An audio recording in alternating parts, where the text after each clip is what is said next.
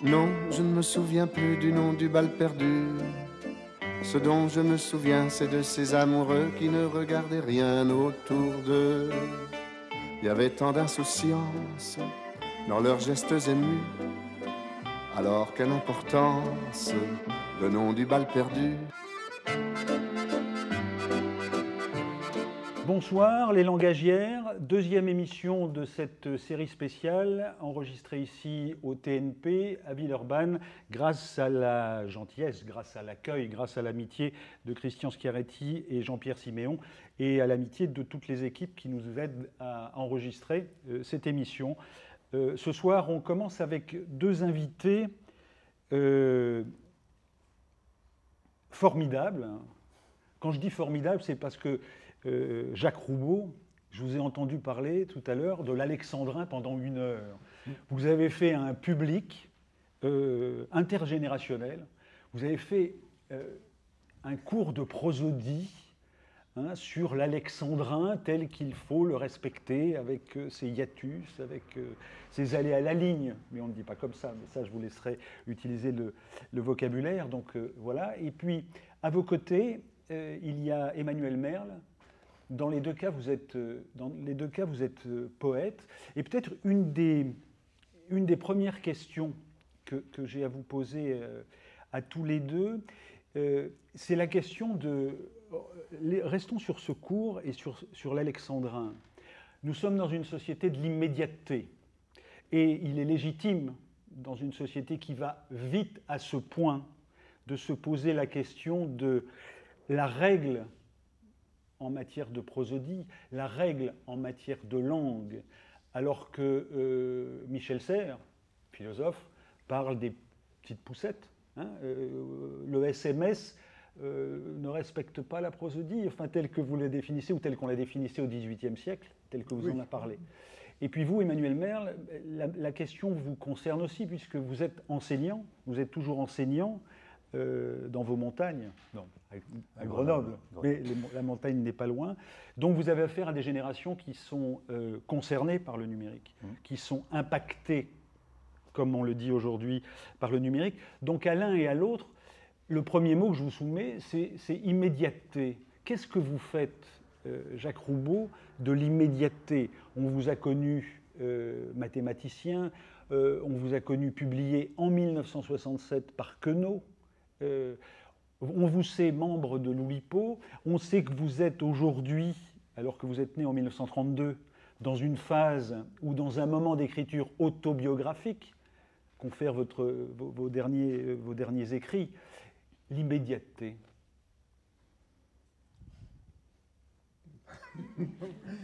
Je n'y suis pas, moi, dans l'immédiateté. Je n'y suis pas du tout. C'est plus du tout un problème pour moi. Ça l'a été? En fait, non. Ça l'a jamais été. Ça l'a jamais été parce que, disons, grosso modo, j'ai pas le temps. J'ai pas le temps d'être dans l'immédiateté. Voilà. Du temps, il m'en reste pas beaucoup. Et donc, je l'occupe sans me préoccuper particulièrement de ce qui se passe immédiatement.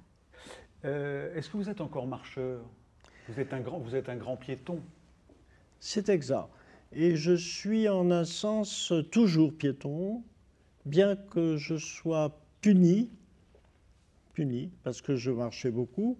Et maintenant, je marchais beaucoup, mais j'avais envie de marcher. Je marchais pas énormément. J'ai descendu le Mississippi à pied. Enfin, j'ai fait beaucoup de marches. Et je suis puni parce que maintenant, ce sont des marches obligatoires et difficiles. Voilà. À cause de différents problèmes de santé, n'est-ce pas? Et donc, c'est une sorte... Je suis passé d'un état de marcheur passionné et volontaire à un état de marcheur involontaire et pas du tout passionné. Pour remédier. Voilà. Pour remédier. Emmanuel Merle, vous étiez tout à l'heure à la masterclass de Jacques Roubaud, donc ces règles extrêmement strictes, est-ce qu'elles ont à voir avec la poésie ou est-ce que ça a encore à voir avec la poésie? Première question. Et deuxième question, qu'est-ce que ça peut bien encore signifier pour les élèves que vous avez, notamment dans les écoles préparatoires au commerce supérieur, si Mais, tant est qu'il existe un commerce supérieur. Ouais. Ces étudiants-là, ils n'en ont rien à faire, c'est une évidence. De ces règles de prosodie, d'abord, ils ne connaissent pas la poésie. Ils l'ont rencontrée au lycée de façon subreptice. C'est-à-dire, il faut dire que les enseignants eux-mêmes connaissent mal la poésie, sont mal à l'aise avec en tout cas. Hein. Et donc, ces étudiants à 19 ans, 20 ans ne l'ont pas rencontrée. Ou ils ont rencontré des formes, effectivement, un poème de Baudelaire, peut-être un poème de Ronsard. Donc, quand on leur demande qu'est-ce que c'est la poésie, ils récitent le truc, c'est-à-dire, ce sont des rimes, ce sont des métaphores, c'est un alexandrin, ils comptent sur leurs doigts. Voilà. Ce qui a son importance, évidemment pour l'écriture de la poésie. La forme est évidemment liée, la forme et le sens ne peuvent pas être dissociés, mais pour eux, ça ne correspond plus à rien. Donc vous parlez d'immédiateté, cette immédiateté-là qui est la leur, la poésie est aux antipodes de cette immédiateté-là. Il faut prendre du temps pour entendre, il faut prendre du temps, il faut se mettre à l'intérieur, je dis toujours, du poème, s'asseoir presque dedans et voir ce qui se passe à droite ou à gauche dans les vers, s'installer. Voilà. Vous vous installez, vous asseyez dans le poème, vous, Jacques Roubaud ? Oui. Et comment on fait pour s'asseoir dans le poème ? C'est-à-dire qu'on ne le lit pas forcément uniquement de façon linéaire. On s'arrête à l'intérieur d'un vers, vraiment, et puis on regarde encore une fois ce qui se passe, je pense, ce qui se passe au niveau, j'écoutais ce que vous disiez tout à l'heure, et ce qui se passe au niveau sonore, principalement, dans le vers. Voilà, ce qui est un oubli constamment. On prend la poésie pour de la prose. On prend la poésie pour encore du concept ou de l'idée. Mais il y a du concept, il y a toujours un bout d'histoire dans une poésie, mais il y a du son, surtout. Voilà. Est-ce qu'on peut vous écouter dans une de vos poésies ? Oui. Non, c'est un poème sur la Shoah. Voilà, donc c'est Mère des ténèbres et des lointains, lapidé par le vent de folie, humain sans humanité, nous dérivons sur ta peau, malade d'une maladie de l'écorce, desquamés du squame de nos noms. Et nos bras sont nos mâts, et nos tendons sont nos cordages, et notre peau, nos voiles, tendus jusqu'à la transparence que nous avons prise au ciel. Il a abandonné toutes étoiles, éteintes, sommes sans pourquoi, demandons encore, et nos bras, le temps est un calfat rigoureux, l'œil des poissons échardé par notre coque en bois noirci de hêtre est aveugle. Tendus jusqu'à la transparence, nos peaux dévoilent la langue pictographique du signe désastre, plus pâle que l'écume. Sommes sans pourquoi, demandons encore, et nos bras. Nous n'avons plus d'ombre qu'une pierre sur le pont chacun, pierre lisse, légère, qu'on dirait à la prendre nos crânes dépolis. Le cri, notre étrave, ébrèche les vagues, et l'écume prend nos yeux, innombrables, pour couturer notre sillage. Sommes sans pourquoi, demandons toujours, et nos bras. Les nuages sont une glaise grise argile occupée à tourner, mais nous, les autres, défaisons sans répit les chevaux cendreux de notre peau. Nous, les autres, abrasés du vent fou à lier, le silence est l'autel d'un monde incréé où nous longeons une mort d'avant-naissance, bord à bord. Sommes sans pourquoi, demandons encore, et nos bras, et nos tendons, et notre peau. Vous aimez lire, vous lisez avec votre corps, vous lisez avec votre voix. Oui. La question de l'oralité dans la poésie, la question de ce qui est écrit ou de ce qui est dit est centrale. Je vous écoutais tout à l'heure dans votre cours, Jacques Roubaud. Chez vous aussi, et je vous ai entendu déjà Emmanuel Merle évoquer... quand je vous entends, je me dis vous avez du gravier dans la bouche. Oui. Et le gravier a à voir avec votre poésie. Oui. C'est-à-dire que le gravier, il y a deux choses à dire. D'abord, ça n'est pas innocent, je suis né dans les montagnes, au nord de Grenoble. La montagne, Le mot pierre a un coefficient poétique important pour moi. Le mot arbre également, voilà. Les châtaigniers. Les châtaigniers, par exemple, oui. C'est un arbre particulier, une sorte d'absolu. Et puis le gravier, c'est la disharmonie aussi. C'est-à-dire que je ne cherche pas la musique. L'existence humaine n'est pas une mélodie, c'est une succession de hasards, heureux ou malencontreux. La poésie doit rendre compte de ça.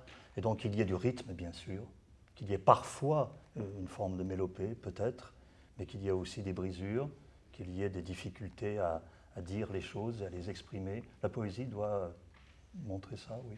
Pourquoi est-ce que vous êtes arrivé à ce point tard sur la poésie? Vous publiez la première fois à quel âge? J'avais 44 ans. Et vous, Jacques Roubaud, vous avez publié assez tard, parce que votre premier livre, c'est 67? 67. Et vous êtes 67, né en j'avais 34 ans. Ouais, c'est déjà vieux pour un poète. Oui, oui, oui. oui. C'est-à-dire que j'avais écrit beaucoup de poésie avant. Hein. J'avais commencé à l'âge de 5 ans. Mais c'était sous le coude? Non, simplement, c'était de la poésie extrêmement mauvaise. Hein. Voilà. Donc, j'ai mis assez longtemps à m'en rendre compte. Et donc, quand je voulais remédier ça, il s'était passé beaucoup de temps. On parlait du corps. Est-ce que le corps, et comment est-ce que vous faites intervenir le corps dans la poésie? Et est-ce que vous le faites, je pensais à ça parce que l'un est montagnard et randonne beaucoup en montagne. J'imagine que c'est pas à ce moment-là que vous êtes devant votre ordinateur ou devant votre cahier. Et vous avez beaucoup marché. Donc, oui. Comment est-ce que... Je composais comme marcheur. C'est-à-dire, je sortais, c'est toujours le cas d'ailleurs, je sortais de chez moi, je marchais quelque part, dans une direction quelconque, et puis à ce moment-là, je composais un poème. Bon, ce poème, je le composais dans ma tête et en marchant, et puis, disons, je rentrais à la maison, et une fois rentré à la maison, ce poème, je le copiais. S'il était vraiment aussi mauvais qu'il pouvait apparaître à la première vue, il allait la corbeille à papier, sinon je le conservais et je l'écrivais. Voilà. Donc c'est la marche. Donc mon corps est intervenu par la marche et puis bien entendu dans la tête. Hein. Alors aujourd'hui ça n'a pas changé. Ça, le seul problème c'est que... C'est dans le remède aujourd'hui. C'est d'une part ça. C'est une marche volontaire et pas heureuse. Et d'autre part, je ne peux pas composer des poèmes aussi longs que je le faisais autrefois. Parce que je ne m'en souviens plus. Est-ce que ça veut dire que ça... Je vous poserai la question sur la mémoire après, mais est-ce que ça veut dire que ça attriste le poème? Non, pas forcément. On peut écrire avec une grande jubilation des catastrophes qui vous arrivent. C'est possible. J'ai deux questions. Une question à poser à tous les deux. C'est votre dernier texte, c'est peut-être ou la nuit du dimanche, brouillon de prose. Hein, et je crois que c'est dans ce texte-là que vous évoquez ce moment d'enfance. Vous avez 6 ans et vous découvrez que vous n'êtes plus le préféré de votre mère. Et puis, même chose en termes de filiation. Chez vous, Emmanuel Merle, il y a la question de la mort du père. Vous avez parlé de la pierre, c'est dans les textes sur le châtaignier, je crois. C'est ça. Ouais. Ouais. Pourquoi est-ce que vous avez mis autant de temps, et revenez à ma question sur pourquoi vous avez mis autant de temps à écrire, et pourquoi est-ce que vous avez mis autant de temps à vous rendre compte que vous n'étiez plus le petit préféré? Oh, je m'en suis rendu compte tout de suite.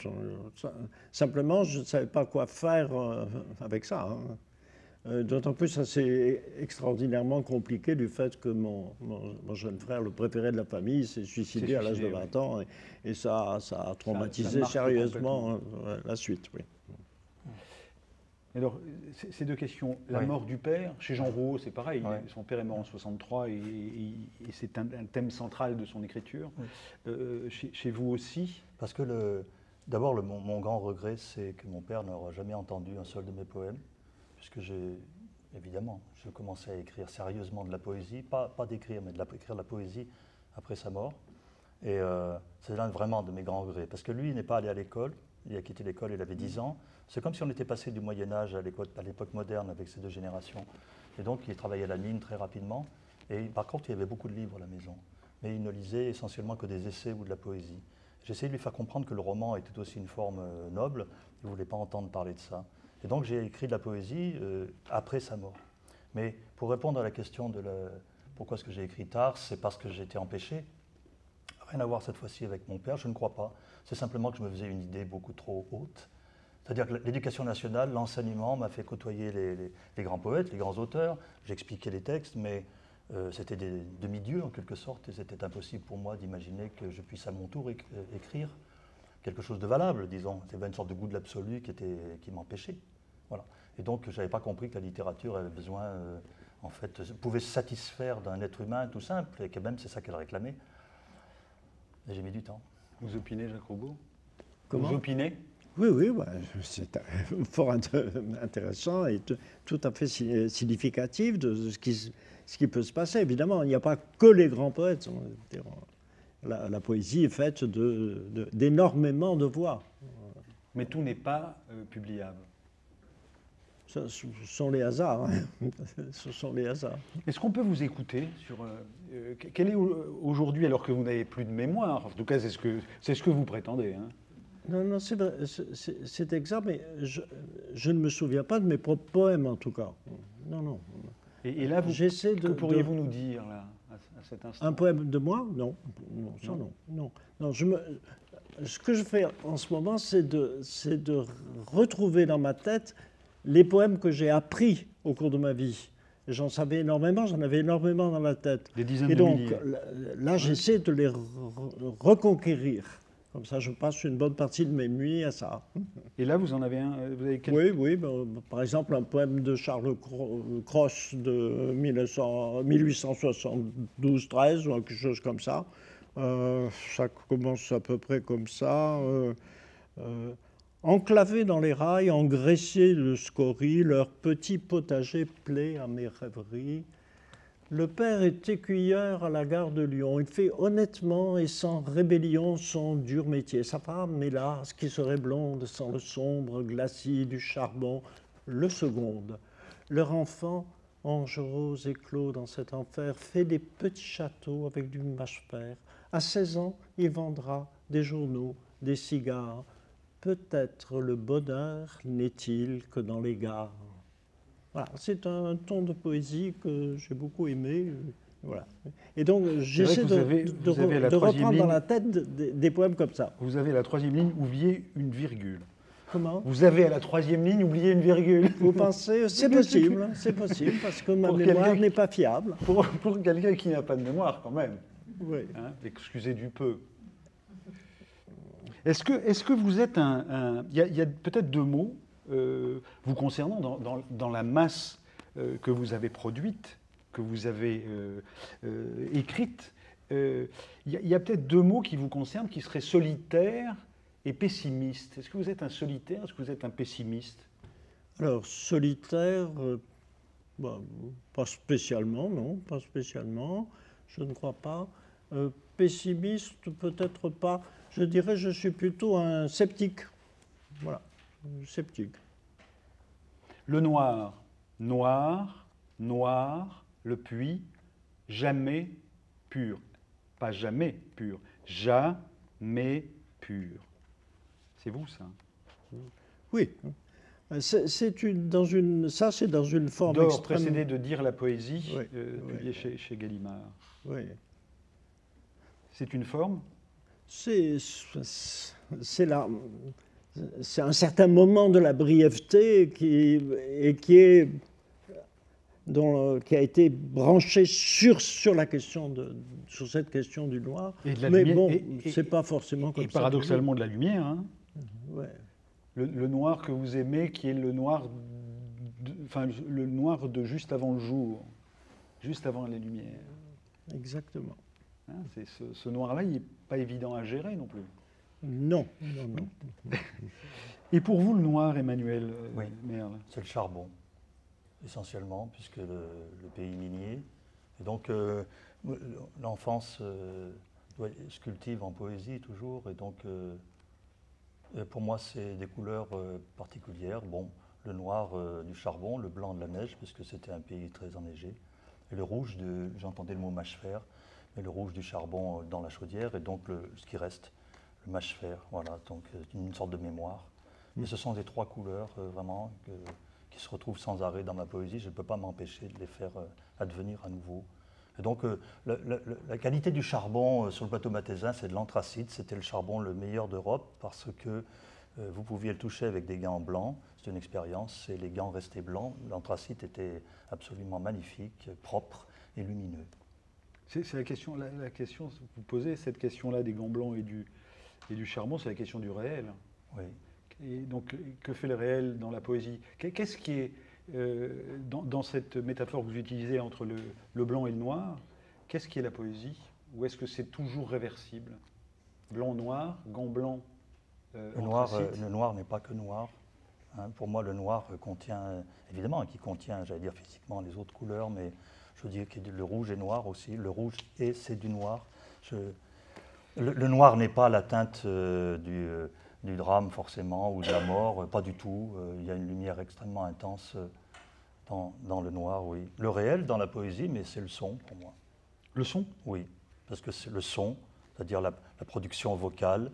C'est pour ça que mon intérêt de lire à voix haute, cette rencontre inespérée, presque inexplicable entre l'esprit et le corps à cet endroit, la gorge. Voilà.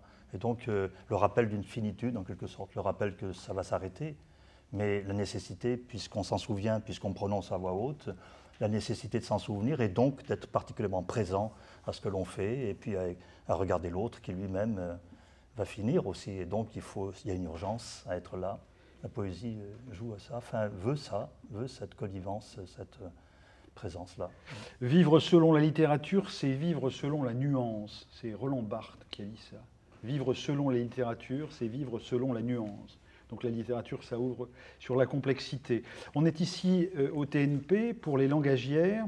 Je vais vous demander d'accueillir devant ce micro Juliette Rizou, qui va nous lire un texte de Christine de Pisan, texte extrait de La Cité des Dames, philosophe, poétesse, née à Venise au XIVe siècle. Elle défendait les droits des femmes et leur accès à l'éducation et au savoir. Il reste un peu de travail encore malgré tout.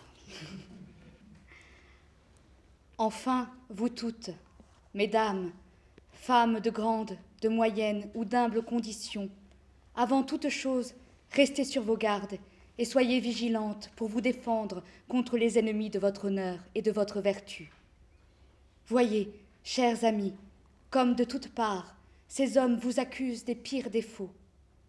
Démasquez leur imposture par l'éclat de votre vertu. En faisant le bien, convainquez de mensonges tous ceux qui vous calomnient. Repoussez ces hypocrites, enjôleurs, qui cherchent à vous prendre, par leurs beaux discours et par toutes les ruses imaginables, votre bien le plus précieux, c'est-à-dire votre honneur et l'excellence de votre réputation. Oh, fuyez, mesdames, fuyez cette folle passion qu'ils exaltent auprès de vous. Fuyez-la, pour l'amour de Dieu, fuyez. Rien de bon ne peut vous en arriver. Soyez certaines, au contraire, que même si le jeu en paraît plaisant, cela se terminera toujours à votre préjudice. Ne vous laissez jamais persuader du contraire, car c'est la stricte vérité. Souvenez-vous, chers amis, comment ces hommes vous accusent de fragilité, de légèreté et d'inconstance, ce qui ne les empêche point de déployer les ruses les plus sophistiquées et de s'évertuer par mille manières à vous séduire et à vous prendre comme autant de bêtes dans vos filets. Fuyez, mesdames, fuyez. Évitez ces liaisons, car sous la gaieté se cachent les poisons les plus amers et qui entraînent la mort. Daignez, mes très vénérées dames, accroître et multiplier les habitantes de notre cité en recherchant la vertu et en fuyant le vice, et réjouissez-vous dans le bien. Quant à moi, votre servante, ne m'oubliez pas dans vos prières, afin que Dieu m'accorde la grâce de vivre et de persévérer ici-bas en son saint service, et qu'à ma mort, il me pardonne mes grandes fautes et m'accueille dans la joie éternelle. Qu'il étende sur vous toute la même grâce. Amen.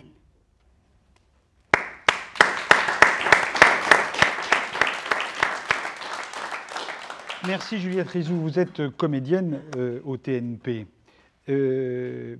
Jacques Roubaud, vous dites « Le temps des souvenirs est cabossé ». Ce faisant, vous posez toute la question de votre mémoire qui, dites-vous, disparaît. Quelle est la nécessité de précision dans le monde dans lequel vous vivez aujourd'hui? dans cette mémoire qui s'en va? Qu'est-ce qui reste nécessaire à dire et qu'est-ce qui reste nécessaire à ne pas oublier?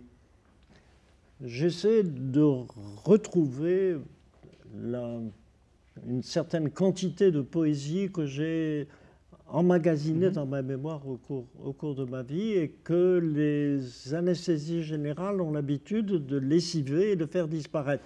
Donc il faut les retrouver, il faut les reprendre. Et donc, c'est pas une chose facile, et c'est une chose qui occupe bien les nuits. Quand dormez-vous? De temps en temps. Même chose pour vous, Emmanuel Merle.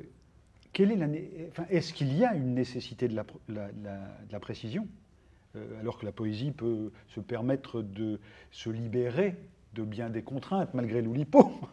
Mais pour vous aujourd'hui, dans le monde contemporain, est-ce qu'il y a une nécessité de la précision? Ou est-ce qu'au contraire, on peut rester flou Non, moi je crois que la poésie ne peut pas être floue. D'abord, vous parlez d'anesthésie. Le monde est un grand anesthésiant aujourd'hui. Donc, c'est difficile de se souvenir, mais c'est une nécessité. Et pour se souvenir de quoi? Principalement de ce moment peut-être d'avant-langage, finalement, ce moment de la prime enfance, une forme de rapport au monde quasi immédiat qu'on a pu peut-être éprouver, que le langage, malgré sa nécessité, nous a fait, s'est installé comme écran devant. Voilà. Et plus que jamais, à l'âge adulte, et plus que jamais en 2018, la communication n'a oublié d'être une parole, quoi. Donc il faut se souvenir, bien sûr, mais le souvenir est lui-même une image de toute façon. Donc, mais dans l'exercice même de l'écriture, j'essaie d'être le plus précis possible, c'est-à-dire les objets. Je pense à Homère, l'épopée, mais l'épopée d'Homère, elle contient quoi à 50%? La technique de construction des bateaux, de faisabilité des armes, sont des choses extraordinairement précises que la poésie réclame. C'est une mémoire aussi, cette poésie-là, c'est une poésie du réel, du concret. Pourquoi est-ce que vous avez une fascination alors on a parlé des armes, on a parlé de la pierre, on a parlé de la filiation, et on a parlé de la nécessité de la précision dans la poésie. Vous avez une fascination pour l'Amérique? Oui. Enfin, pour une certaine partie de l'Amérique. Oui, oui, assez naïve. C'est-à-dire, c'était tout simplement ma génération. Écoutez, je ne suis pas descendu du plateau mathésin où finalement le monde se reproduisent entre eux. Donc moi j'ai eu la chance de sortir du schéma, descendre à Grenoble, à la ville, à 18 ans. Mais qu'est-ce qui restait donc pour un garçon avant? C'était les lectures, les westerns, cette vision de l'Amérique tout à fait fantasmée. Et donc le premier voyage aux États-Unis a été une vérification par écran, c'est-à-dire par brise, que c'était bien tel que je l'imaginais. Et ça l'était, sauf qu'il y avait les Indiens qui mouraient, qui étaient malades, qui étaient dans les réserves. Ça, c'est la partie sombre. Voilà, c'est amérindienne, c'est le premier recueil. Il faut dire qu'Apollinaire, ou bien Richard Hugo, qui est un immense poète américain aussi. Montana. Oui, du Montana, bien sûr. Ce sont des personnes... des poètes qui semblaient donner l'autorisation d'écrire. C'est-à-dire, apparemment, d'oublier les règles, ils ne les oubliaient pas, au contraire, c'était une écriture très difficile, mais ça donnait l'autorisation d'une écriture qui paraissait simple. Et donc, je me suis engagé comme ça, voilà, rapidement, sans trop réfléchir. Voilà. Mais il était important pour moi de parler de l'amertume des Indiens d'Amérique, oui, ou de parler par la suite de la Shoah, ou parler de... Pour clore cette partie de la conversation, je vais vous demander dans une seconde à l'un et à l'autre quel est votre conseil de lecture. Qu'est-ce que vous nous conseilleriez aujourd'hui de lire? Mais à vous, Jacques Roubaud, je voulais vous poser une avant-dernière question. Qu'est-ce qui vous fascine encore aujourd'hui? Qu'est-ce qui vous surprend? Autrement dit, où niche le désir? Votre désir. Qu'est-ce qui vous bluffe encore aujourd'hui? Et est-ce qu'il y a encore des choses qui vous bluffent? Disons, l'ensemble de la vie m'étonne. Ce qui m'en reste. Encore. Oh oui, ça tout à fait, je suis constamment surpris. Qu'est-ce que, avant le conseil de lecture, comment est-ce que vous restez en contact avec le monde? Est-ce que c'est le son, la radio, l'image, la télévision et le son, ou la lecture, le journal? C'est, disons, la lecture par laquelle j'essaie de retrouver des livres que je peux mettre sur ma liseuse. Voilà. Je ne suis pas contre la modernité.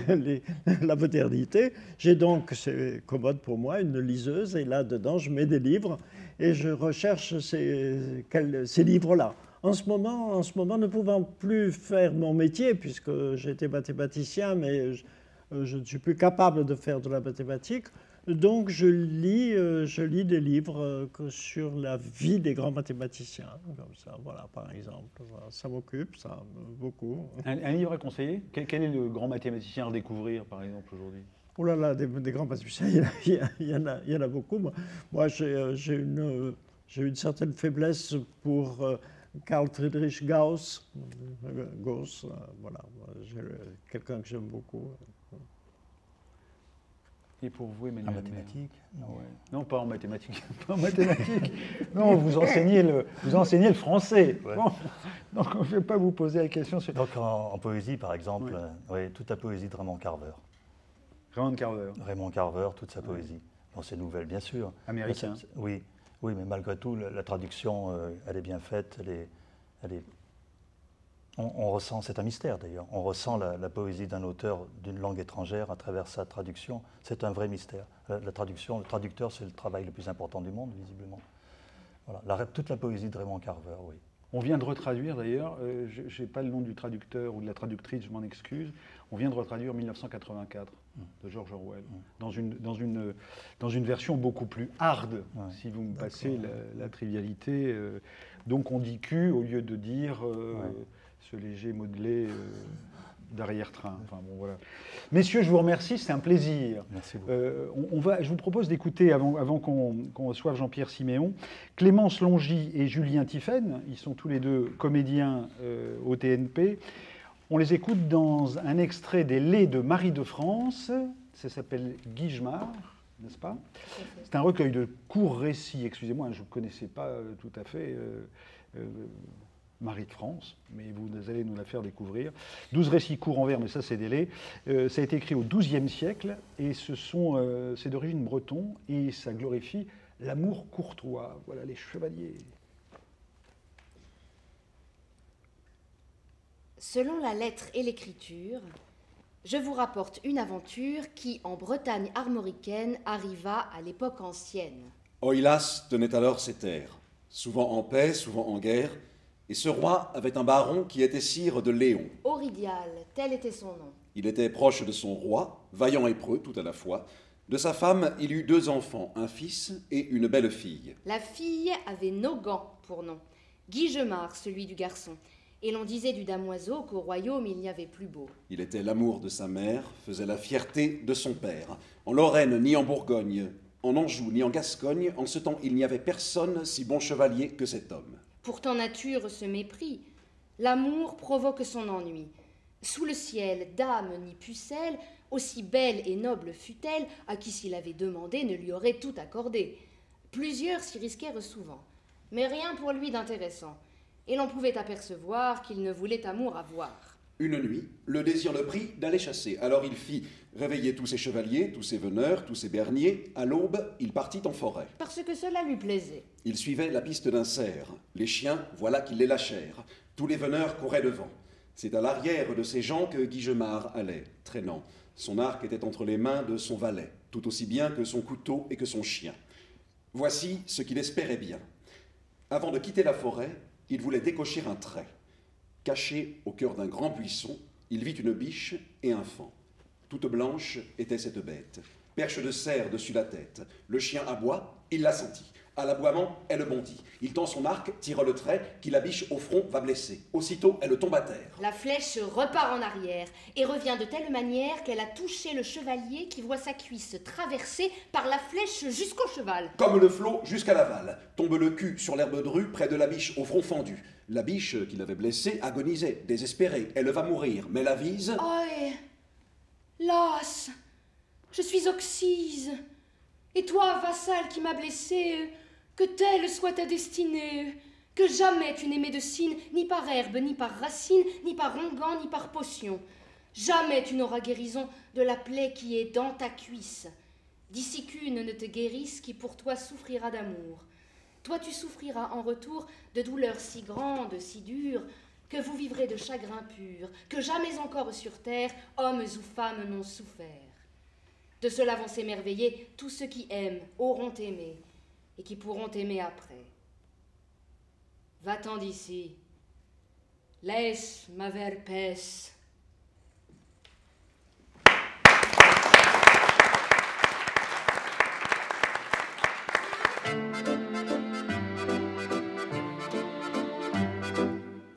Jean-Pierre Siméon, merci de nous avoir rejoints. Et par rapport à ce qui vient d'être déclamé, ou en tout cas qui vient d'être dit comme poésie, je remarque que Clémence aurait tout à fait plaisir au sens de la prosodie de Jacques Roubaud, puisque dans le texte qu'elle a dit, qui a été blessé, voilà, donc ça c'est important. Et puis Julien Tiphaine, il est pas mal non plus, parce qu'il a des pierres dans la gorge, et ce n'est pas péjoratif, c'est un compliment. Jean-Pierre Siméon, c'est vous, les langagiers, hein, avec Schiaretti. C'est 15 jours, ça tourne autour des mots, d'une fête des mots, d'une envie de mots, d'un désir de mots, et ça tourne autour d'un remerciement, parce que si nous sommes ici, c'est grâce à vous et à votre argent, à vos subventions publiques. On va vous nous aider à être ici. Et ça, c'est un plaisir. Un mot sur les deux qu'on a vus ce soir, Roubaud et Merle. Alors, je suis très content d'en parler, c'est moi qui fais les choix là, pour ce qui concerne les poètes. Justement. Alors, vous savez, Jacques Roubaud, vous l'avez entendu, ça s'impose. Quand on peut faire venir Jacques, on n'hésite pas, parce qu'il a une parole si forte, si claire, si argumentée sur sa poétique et sur la poésie en général. C'est une mémoire de la poésie universelle, on va dire. Et moi, j'ai une grande admiration pour Jacques. On peut ne pas être d'accord sur certaines choses, mais franchement, c'est une voix qui s'impose, c'est une voix majeure. Voilà. Donc, je sais en plus que à chaque fois qu'il parle devant un public, il a cette générosité qui fait qu'il est tout de suite entendu de tous, quelle que soit son érudition, son savoir extrême, la haute... Oui, il ne s'en souvient plus. Hein. Il ne se souvient pas de tout, en tout cas. Ça m'étonnerait. En fait, il a une modestie aussi, ou son humour qui cache les choses. Exactement. Ouais. Voilà. Et quant à Emmanuel, il fait partie de la jeune génération. Vous savez, il est jeune encore, parce qu'on est jeune, un poète, encore jusqu'à 70 ans, on est encore jeune poète, vous savez. C'est vrai qu'il a 69 ans. Non, je plaisante. Non, Emmanuel est beaucoup plus jeune. Mais il fait partie quand même d'une génération, évidemment, bien plus jeune, et pour moi c'est une des voix fortes de cette génération. C'est pour ça que je l'ai invité. J'ai envie, quand j'invite des poètes, qu'on entende toutes les poétiques. C'est notre rôle ici. C'est un service public, le théâtre. Et donc, c'est le service public de la poésie aussi qu'on met en place. C'est-à-dire offrir à tous ceux qui veulent venir toutes les voix disponibles, c'est-à-dire les voix VOX aussi bien que VOIE dans la poésie. C'est-à-dire toutes les sortes d'inventions, tous les échos possibles. Alors, on a de Bernard Noël à Charles Julier, on a de Rista à Emmanuel Merle des écarts, au fond, de grands écarts. Mais c'est ça qui fait la force et la richesse de la poésie. Je n'ai pas posé la question à Emmanuel Merle tout à l'heure, parce que je sais que c'est une question qu'il n'aime pas forcément, mais que même aucun poète. C'est à quoi sert la poésie? Mais je la sophistique un tout petit peu pour vous, qui imaginez à Villeurbanne, au TNP, 15 jours d'une exigence du langage. Qu'est-ce que ça... Est-ce que c'est un combat? Est-ce que c'est une résistance dans le monde contemporain? Ou est-ce que c'est finalement des gens qui aiment ça, qui désirent ça, et qui le posent encore parce qu'ils peuvent encore le poser? Est-ce qu'il y a un combat dans votre histoire? Mais oui, il y a un combat. Moi, je l'assume comme ça. Et même, je peux le dire, même si le mot a été contesté, dévoyé, d'ailleurs, un militantisme. Moi, j'ai toujours, depuis ma plus jeune adolescence, voulu partager le poème. Et j'ai voulu partager tout simplement parce que j'ai eu l'intuition très tôt, et qui a été confirmée après par l'âge, par la réflexion et par les rencontres avec les autres poètes, la conviction qu'il y avait une nécessité de poésie. C'est évidemment pas une affaire de quelques-uns qui auraient cette destination particulière ou quoi, ce goût particulier, foutaise. Je pense qu'il y a une nécessité absolue de la poésie dans la cité. Et donc ici, on est dans un lieu qui s'y prête, parce que pourquoi sont faits les théâtres originellement, sinon des lieux pour entendre? Et pour entendre Enfin, quoi surtout à Villeurbanne en plus. En tout cas, il y a on une voudrait dimension métisse renouer qui est avec étonnante. le sens premier du théâtre, un lieu où on se rassemble dans la cité pour entendre le poème. Voilà. Et moi, je crois que la poésie sert profondément à l'émancipation humaine. Voilà, je le dis volontiers comme ça. Je sais qu'il y a des débats infinis sur la question, je n'ai pas honte de le dire. Ça n'a servi pas à la poésie, à telle idéologie ou à telle action, ou je ne sais pas quoi. Je crois que profondément, dans l'histoire de l'humanité, elle a contribué, donc c'est bien un service, elle a contribué à l'émancipation de la conscience humaine collective. Voilà ce que je crois personnellement. Il y a je pense à un vers d'Emmanuel Merle, je crois que c'est le ciel fauche large. Je crois qu'il a dû écrire ça, je trouvais que c'était une très belle expression. Tiens, Jean-Pierre Siméon, chez Le Passeur éditeur, Les yeux ouverts, propos sur le temps présent. Donc, voici une poésie assez étonnante. Voici 2 bonnes décennies que les ministres de l'Éducation de tout poil répètent, faisant la grosse voix, qu'il faut rétablir les leçons de morale. Ouais. D'une part, je n'aime pas trop, quant à moi, que lorsque, pour des raisons de misère sociale et de chômage, le désordre envahit la cité, on s'empresse de rappeler le peuple à la morale. Les enseignants peuvent bien éduquer au respect de l'autre. Si le rouleau compresseur aveugle du libéralisme lamine les espoirs et nie les individus, c'est cautère sur jambes de bois. Excusez-moi, mais quand on gagne 5 000 € par mois, on est moins enclin à casser, taguer ou boxer un chauffeur de bus que quand on traîne son ennui amer dans les rues. Poète, vous êtes. Ben, citoyen aussi, non? Je veux dire, non, je crois que, et puis c'est pas nouveau, les poètes ont la plupart des poètes que je croise d'ailleurs, ils sont... Certains sont même maudits, hein, non? Non, ils sont attentifs au monde qui les entoure, ils sont traversés par le réel. Encore une fois, il faut répéter que les poètes ne sont pas ceux qui fuient le réel, ne sont pas des éthérés qui regarderaient les étoiles, les nuages, etc., ou qui seraient seulement dans l'ouvroir de la langue. Ils vivent comme tout le monde, hein, et donc ils vivent une société aujourd'hui pleine de contradictions et de violences, et ils peuvent avoir leur mot à dire, ni plus ni moins que les autres, mais pourquoi pas? Pourquoi on interroge les sociologues, les machinologues en tout genre, et jamais les poètes? Si, des mots de minuit existent. Voilà, exactement. Hein, bon. Il faut que vous arriviez, évidemment. Non, les poètes ont aussi un point de vue sur le monde, et un point de vue qui est, je pense, nourri de leur propre expérience, qui est un peu différente. Voilà. Je vais vous laisser conclure avec une poésie, mais comme je l'ai fait avec tous nos invités jusqu'à présent, je vais vous demander un conseil de lecture pour le public qui est avec nous ce soir et que je remercie. Est-ce que vous avez un conseil de lecture sur ce que vous voulez? Ça, c'est un défi formidable.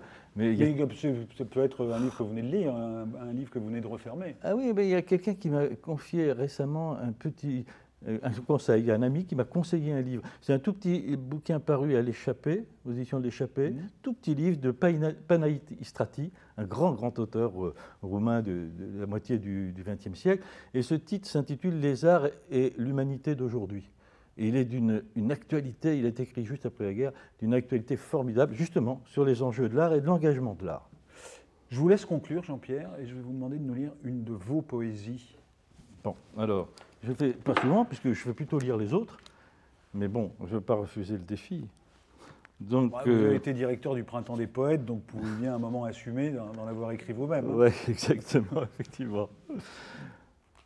Ne pas moins se méfier des mots que de la sensation du jour dans les doigts. Toute parole s'inverse comme une flamme dans les humeurs du vent, mais voyez comme chez nous tout ainsi est fragile et changeant. Une rue a des renoncements, des détours ombrageux qui donnent sur d'autres lois soudaines. C'est heureux. Ainsi se bâtit une ville dans ses pièges, nuits, failles et matins, frottés de poussière et de soleil. Ainsi se bâtit un homme, dont le geste s'inverse comme une flamme sous la laine. Il est dans son doute l'aiguille de la balance qui pèse la marchandise du destin. Ainsi l'amour, comme un langage qui sent le jour au bout des doigts et s'articule dans la nuit. Extrait de Lettre à la femme aimée au sujet de la mort, chez Gallimard. Voilà. Merci Jean-Pierre Siméon. Et merci à vous. On se retrouve demain dans une émission émission toujours au Langagière, au TNP à Villeurbanne, avec Pascal Grégory et Daniel Thompson notamment, et Christian Schiaretti. Merci de nous avoir suivis. On se retrouve donc demain. Et puis je vais faire mon poète aussi, moi. La peine de mort n'a toujours pas été abolie aux États-Unis notamment, et il y a toujours surpopulation dans les prisons françaises. Bonsoir, à demain. Non, je ne me souviens plus du nom du bal perdu. Ce dont je me souviens, c'est de ces amoureux qui ne regardaient rien autour d'eux. Il y avait tant d'insouciance dans leurs gestes émus. Alors quelle importance, le nom du bal perdu.